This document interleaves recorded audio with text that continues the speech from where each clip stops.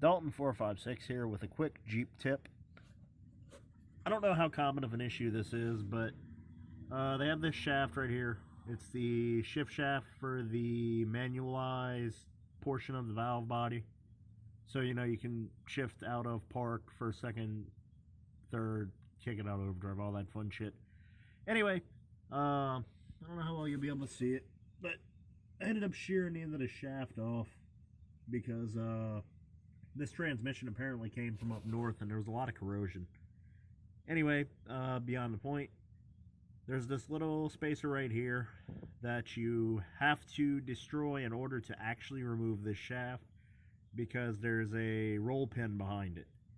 Well, if you don't do your research and you end up just destroying the pin thinking, oh, I can go and Dodge or I can go on the Mopar website and I can get another one, you actually can't. Dodge discontinued this part. I have no idea when they discontinued it, but you can't get it through Dodge. No one has it in stock. There's no aftermarket for it.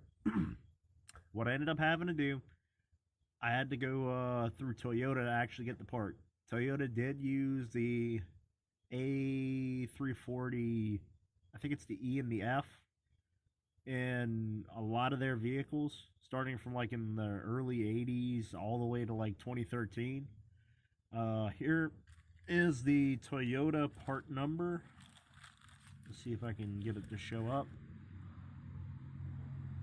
And you can find that under like the 2.7 liter automatic Toyota Supra.